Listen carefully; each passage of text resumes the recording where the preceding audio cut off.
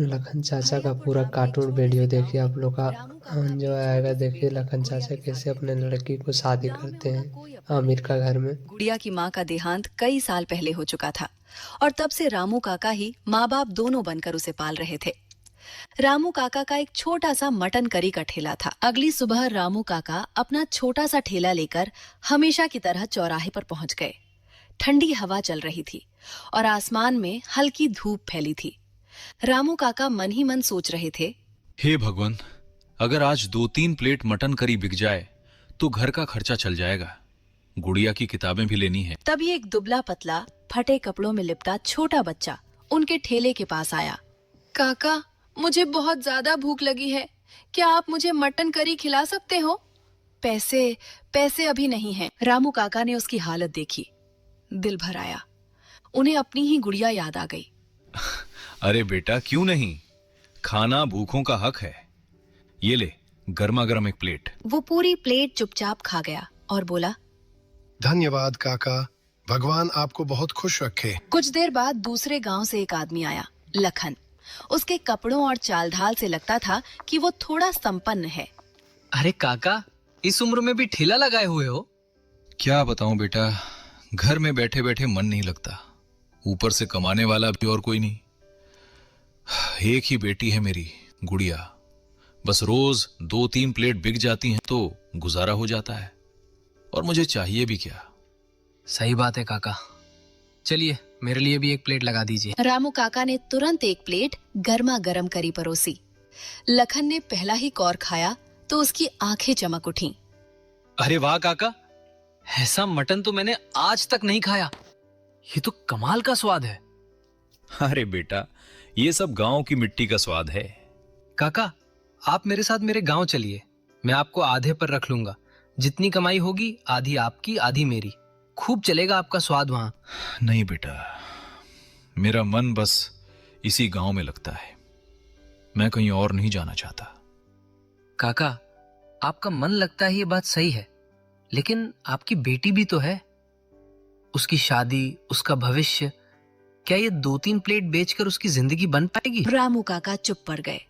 लखन की बात दिल में उतरती चली गई। बात तो तू ठीक कह रहा है बेटा।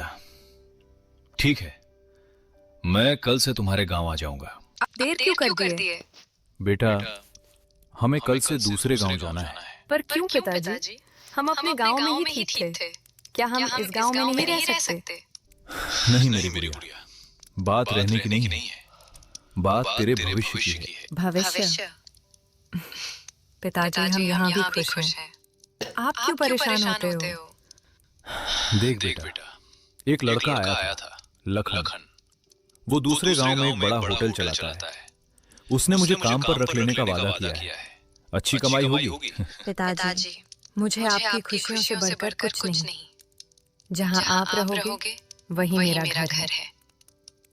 गुड़िया और रामू काका दोनों गांव छोड़कर दूसरा गांव आंचता है। अरे रामू काका, आप आ ही गए। चलिए, अच्छा हुआ समय पर पहुंच गए।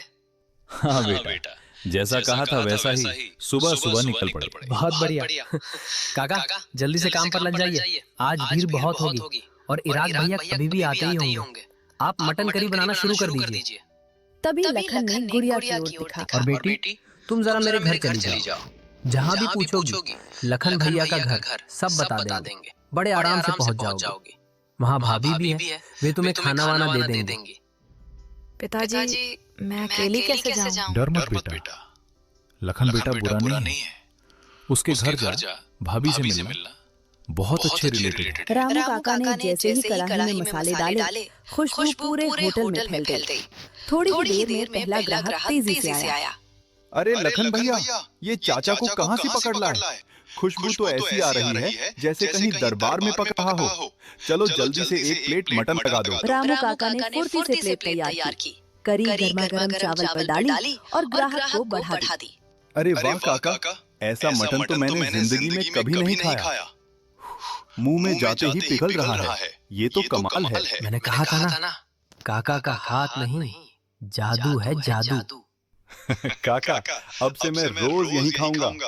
लखन भैया, आधी दुकान इनको ही दे दो। ग्राहक हाथ जोड़कर बोला।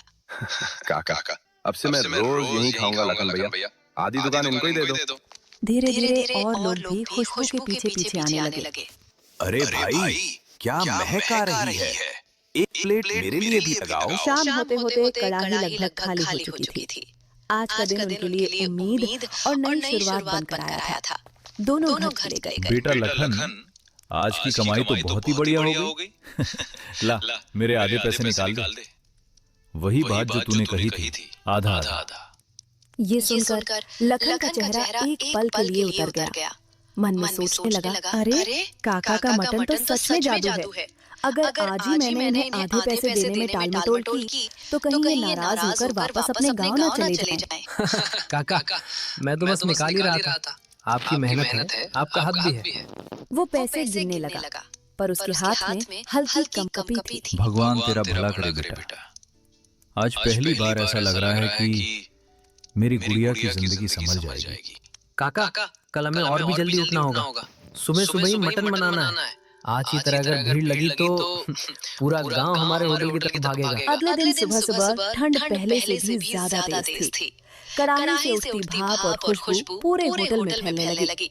लोग ठंड में कांपते हुए भी गर्मा गर्म मटन करी के लिए लाइन में लगने लगे। अरे भाई जल्दी देना, ठंड में बस काका की मटन करी ही जान बचा सकती है। आज तो और भी ज्यादा खुशबू आ रही है। तभी रोज आने वाला एक खास ग्राहक आया, राहुल। काका, मैं आज फिर आ गया। आपके हाथ की मटन करी के लिए तो मैं रोज यहाँ तक पैदल आता हूँ। ऐसा स्वाद तो पूरी दुनिया में नहीं मिलेगा। अरे बेटा, तू रोज इतना दूर से आता है, मुझे तो शर्म आ जाती है। भगवान तेरा भला करे। काका, आपका खाना मेरे लिए दवा जैसा है। ठंड में आपका गरम मटन, वाह। लखन भैया, आपने बड़ा अच्छा फैसला किया इन्हें लाके। ये सुनकर लखन के चेहरे पर हल्की तकरार की झलक आ गई।